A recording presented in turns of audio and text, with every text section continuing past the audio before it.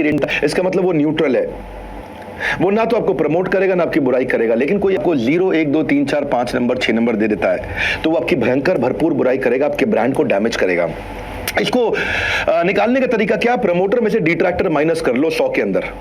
यानी कि अपने 100 कस्टमर से पूछा, 100 में से लगभग 60 ने आपको बोला प्रमोट करेंगे, 9 या 10 रेटिंग दिया। 40 ने आपको बोला कि नहीं जी नहीं, हम तो आपसे खुश नहीं हैं, जो न्यूट्रल है उनको मैं मान नहीं रहा क्योंकि वो तो न्यूट्रल है। तो इसका 60 माइनस 40 इसका मतलब हो गया 20, आपका नेट प्रोमोटर स्कोर हो गया।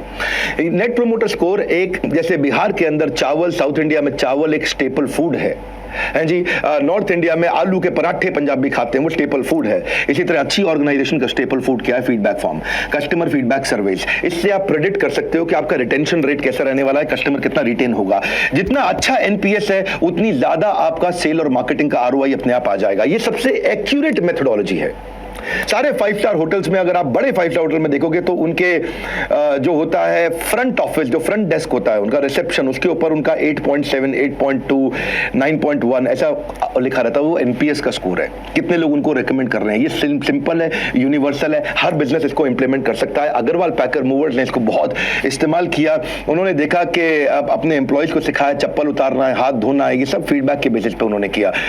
सामान शिफ्ट करते वक्त उन्होंने देखा कि मंदिर है, मंदिर को कैसे लेके जाना है, मंदिर को सबसे पहले उठा के पैक करना है और जब आपका वापस शिफ्ट करते हैं तो सबसे पहले उतारना है उसको, ताकि हाथ धो के चप्पल उतार के ये काम खत्म कर लें, बाकी चप्पल पहन के उसके बाद बाकी सारे काम कर लें।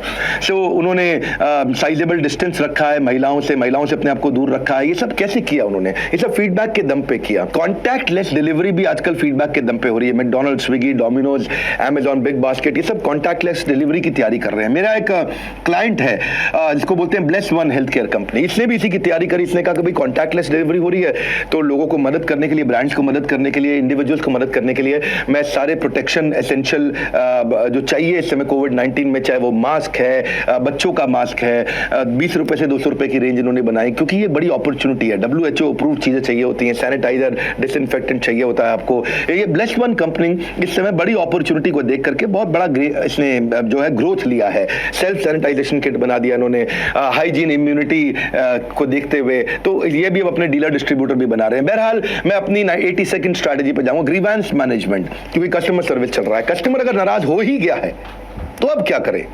जो नाराज हो गया उसको पार्टनर कैसे बनाए? उससे थोड़ा बातचीत चालू करिए। नाराज कस्टमर की बातों को डिलीट करने की जगह उसको सुनना शुरू करिए और जो भी सोल्यूशन ले उस सोल्यूशन को डिसाइड करके सोल्यूशन उसको बता दें। अगर वो नाराज हो गया उसको कुछ वापस दे, गिव हिम समथिंग बैक। उसको अगले परचेज पे कुछ डिस्काउंट दे दो, नेक्स्ट बिल पे। उसको कोई गिफ्ट वाउचर दे सकते हो अपने ही प्रोडक्ट का। उसको कुछ एडिशनल, देखिए एक बात, बड़ी छोटी सी एडिशनल कॉस्ट आती है आपको, लेकिन आपका कस्टमर आपका रह जाएगा, हमेशा के लिए आपका हो जाएगा।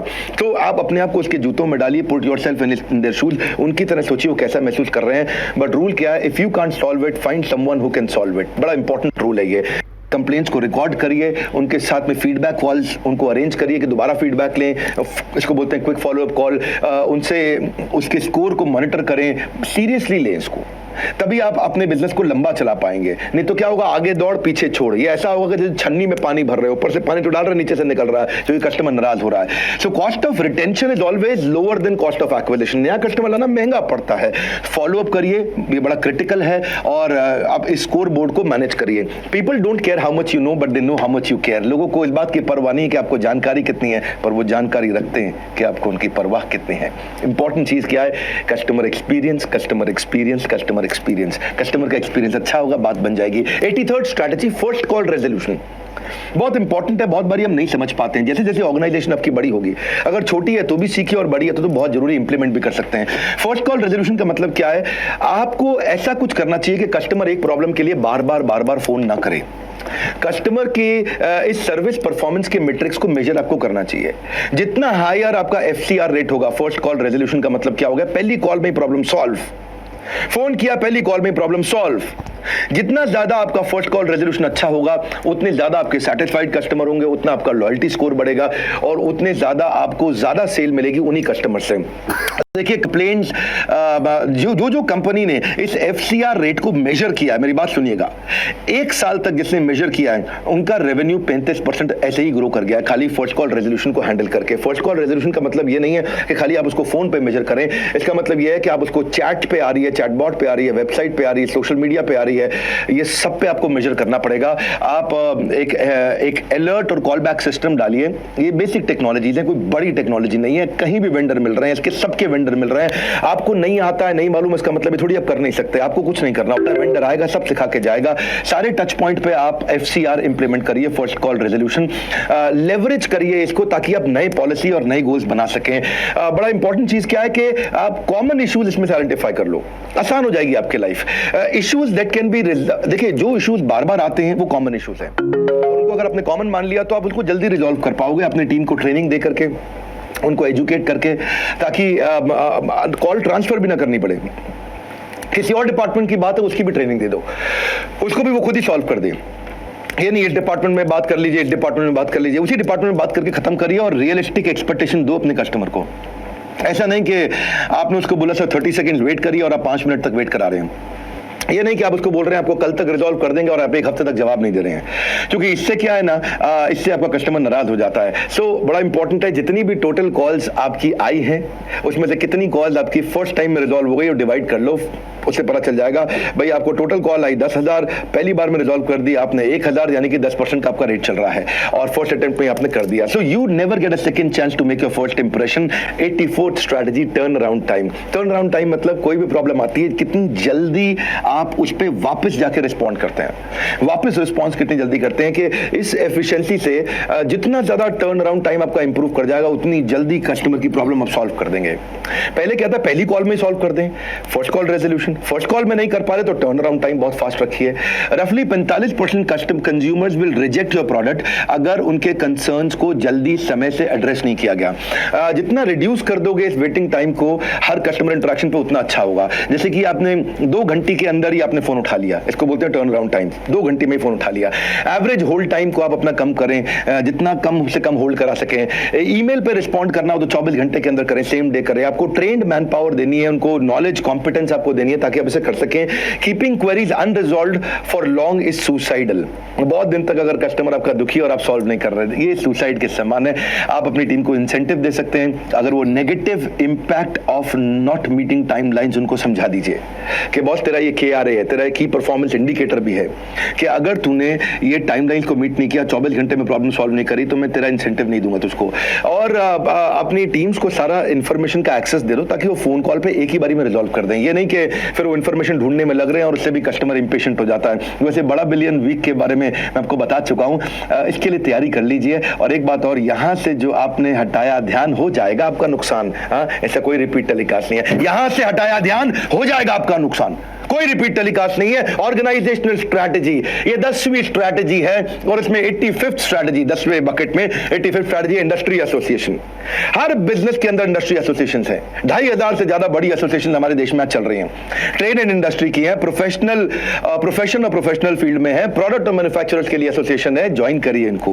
कम्युनिटी सोशल कॉज के लिए भी होती है, सर्विस प्रोवाइडर के लिए भी होती है। जैसे ट्रेड और एसोसिएशन चैम्बर्स में क्या है, एसोचैम है, CII है, कन्फेडरेशन ऑफ इंडियन इंडस्ट्रीज। ऐसे ही फिक्की भी काम करता है इस पे, PhD chamber of commerce, Punjab Haryana Delhi chamber of commerce, अब तो पूरे इंडिया के लिए कर रहे हैं वो। इसी तरह से FIO भी है, federation of Indian export organisation. FIO के जो मैनेजिंग डायरेक्टर, जो डायरेक्टर जनरल हैं, वो हमारे साथ प्रोफेसर भी हैं, एक्सपोर्ट सिखाते हैं आपको। इसी तरह से NASSCOM कर रहा है जो IT और BPO सेक्टर में।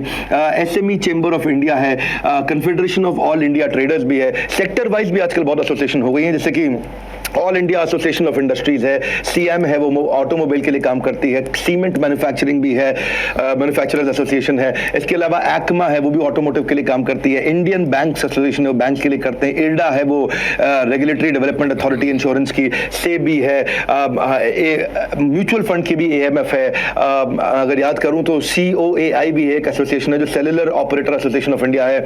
इसके अलावा हैंडसेट अगर मोबाइल का बेचते हैं तो AMRA आपके साथ अच्छा काम करती है, all India mobile retailer association. बहुत सारी एसोसिएशन है। FEMA काम करती है, वो इलेक्ट्रॉनिक मैन्युफैक्चरर्स की एसोसिएशन है। ट्राई है, जैसे जैसे telecom regulatory authority of India, chemicals manufacturers की भी एसोसिएशन है, ड्रग मैन्युफैक्चरर्स की एसोसिएशन है, ऐसे HAI है, शुगर मिल वालों की एसोसिएशन है, बिल्डर्स की एसोसिएशन है, रिटेलर्स की है। मैं जितने याद कर सकता हूं मैंने फटाफट बताया आपको, पर बेनिफिट इसके बहुत हैं। आप नेटवर्किंग कर सकते हो, वहां पे आपको सर्टिफिकेशन और क्रेडिबिलिटी मिल जाती है, आपको नई रिसर्च का पता चलता है, बहुत ट्रेनिंग एजुकेशन आपको मिल जाती है। ज्वाइन करो एसोसिएशंस को, वहां से आपको सेल्स के लिए नई लीड्स मिलेंगी, आप ग्रुप परचेजिंग का फायदा उठा सकते हो, आपको नए आइडियाज मिलते हैं जहां से आप रेवेन्यू जनरेट करते हो, प्रोफेशनल डेवलपमेंट अपॉर्चुनिटी है, आपको बिजनेस कम्युनिटी की आवाज के बारे में समझ में आता है, उनकी वॉइस समझ में आती है, आप लीडरशिप पोजीशन के लिए लोगों को आप हायर कर सकते हो, वहां से नई इंफॉर्मेशन मिलती है आपको, और खुद की एसोसिएशन भी बना सकते हो अगर बेस्ट प्रैक्टिसेस सीख ली तो। 86 स्ट्रैटेजी जनरेटिंग पैसिव इनकम, बहुत इंपॉर्टेंट स्ट्रैटेजी है अगर आपके बिजनेस में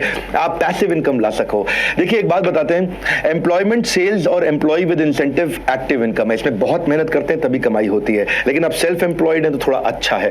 बिजनेस ओनर बन जाता है वो थोड़ा पैसिव की तरफ मूव करता है, सब्सक्रिप्शन बेस्ड मॉडल बहुत पैसिव हो जाता है। बिजनेस आप ओन तो कर रहे हैं लेकिन मैनेज कोई और कर रहा है, कंप्लीटली पैसिव, आप आराम कर रहे हैं, पैसा आ रहा है, आप सो रहे हैं तो भी पैसा आ रहा है, और अगर रॉयल्टी ओवरराइड्स मिल रहे हैं वो कंप्लीटली पैसिव है। आपको पैसिव इनकम लाने के लिए आपको 6 प्रश्नों का उत्तर आपके पास होना चाहिए। पहला, कि क्या आपका बिजनेस मॉडल में आपको इमीडिएट कैश फ्लो मिल रहा है या बहुत देर से मिलेगा? इमीडिएट मिल रहा है तो पैसे में मदद करेगा। क्या आपके बिजनेस में रेगुलर कैश फ्लो आने वाला है? तीसरा, क्या आपके बिजनेस में बहुत लंबे समय तक सस्टेन्ड कैश फ्लो आएगा? चौथा, चलो सस्टेन तो आ रहा है लेकिन क्या आगे चल के इंक्रीज करेगा, आगे खत्म हो जाएगा? पांचवा, क्या आपको इसमें अपना टाइम देना पड़ रहा है? और छठा, क्या आपको वहां बैठना पड़ता है? अगर ये 6 क्वेश्चंस में आप ज्यादा अपने आप को अच्छी रेटिंग दे पाए, पैसिव इनकम की तरफ मूव कर रहे हैं। सब्सक्रिप्शन एक बड़ा अच्छा मॉडल है, स्ट्रीमिंग के ऊपर कई पोर्टल्स आ गए जैसे हॉटस्टार, नेटफ्लिक्स, वूट है, अमेजॉन प्राइम है। ये लोग क्या है, इन्होंने कंटेंट कोई और बना रहा है और कंटेंट कोई और कंज्यूम कर रहा है, ये एक पैसिव इनकम है। आपको स्ट्रीमिंग के कारण आपको सब्सक्राइबर पैसा देता रहता है। SaaS बेस्ड मॉडल होते हैं, सॉफ्टवेयर एज सर्विस जो होता है, अडोबी, माइक्रोसॉफ्ट, सेल्सफोर्स.com, या ARPU मॉडल हैं, इसके मंथली रेवेन्यू कैसे लेंगे, एयरटेल, जियो, वोडाफोन ये करते हैं इसके ऊपर। या फिर कंटेंट के मॉडल जैसे बायजूस, एडुकार्ट, नेशनल ज्योग्राफिक चैनल या बड़ा business.com। सो ये कई सारे मॉडल हैं। आप अपनी सर्विस को सोचो कि आप उसको उसमें रेंटल इनकम जनरेट कर सकते हो क्या? जैसे अमेजॉन क्लाउड है, गूगल क्लाउड है, ये रेंटल इनकम जनरेट करते हैं। फ्रीलांसर्स भी पैसिव इनकम आगे चल के बिल्ड कर सकते हैं, बस उनको ये देखना है कि उनको रिपीटेबल सिस्टम बनाना है और रेप्लिकेट करना है बाकी कस्टमर्स के साथ में।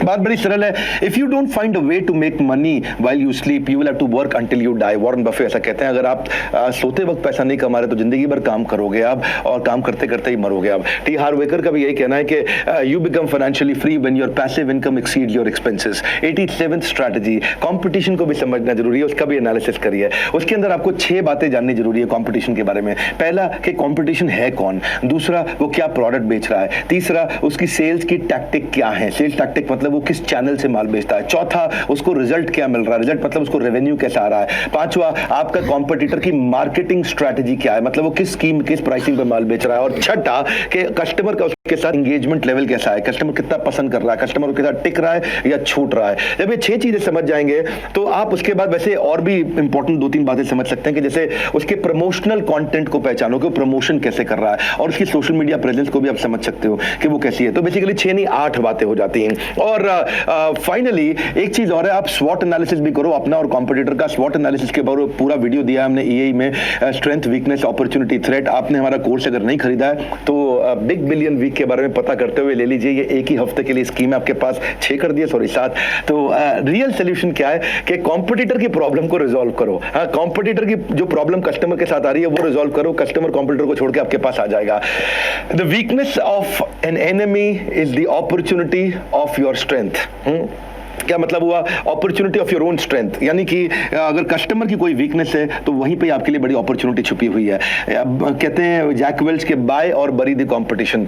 या तो कंपटीशन को खरीद लो, उसको अपने साथ मिला लो, या उसको खत्म कर दो, अपनी कंपनी को इतना बड़ा कर दो कि कंपटीशन के पास कोई जाए नहीं। 88th strategy, contact centre to scale the sales. ऐसे समझिए कि अगर आपकी कंपनी छोटी है तो 2-3 लोगों का कॉल सेंटर बनाओ, थोड़ी बड़ी हो रही है, मिड साइज हो रही है, 10-20 लोगों का कॉल सेंटर बनाओ, ज्यादा बड़ी हो गई है तो 50-100 के बाद आपको खुद ही समझ आ जाएगा कितने का कॉल सेंटर आपको बनाना है। कॉन्टैक्ट सेंटर या कॉल सेंटर मतलब ये वो सेल्स के लोग होते हैं जो फोन कॉल्स पे बात करते हैं या चैटबॉट्स पे बात करते हैं। कॉल सेंटर दो प्रकार के हैं, इनबाउंड कॉल सेंटर या आउटबाउंड कॉल सेंटर। इनबाउंड मतलब फोन आता है, आउटबाउंड मतलब आप खुद फोन करते हैं। अपना सबसे पहले क्या करिए, डिटरमिन करिए कैसा कॉल सेंटर चाहिए। दूसरा, अपना बिजनेस प्लान बनाइए कि आपको कितने पीरियड के लिए चाहिए, क्या प्रोजेक्टेड सेल्स आप इनसे निकाल सकते हैं, क्या मार्केटिंग एक्टिविटीज आप इनके साथ करेंगे, कितना एक्सपेंसेस, क्या इक्विपमेंट चाहिए आपको, क्या रिक्वायरमेंट चाहिए, मैं समझा देता हूं आपको। कैलकुलेट करिए तीसरा कि कितने नंबर ऑफ एम्प्लॉइज आपको चाहिए, 2, 5, 7 से शुरू कर सकते हो आप। और डिसाइड करो कि कॉल सेंटर आपका कहां पे लोकेट होना चाहिए। मैंने जब अपना कॉल सेंटर शुरू किया तो 3 लोगों से किया था, एक मैनेजर और 3 एग्जीक्यूटिव, विकास सिंघा थे और साथ में एमएन नीलम मनीषा थी। और उसके बाद आज हमारा बहुत बड़ा हो गया कॉन्टैक्ट सेंटर। आज तो बहुत लोग हैं, देश भर में सैकड़ों लोग हमारे कॉन्टैक्ट सेंटर पे करते हैं। सो डिसाइड करिए लोकेशन क्या रखेंगे इसके लिए।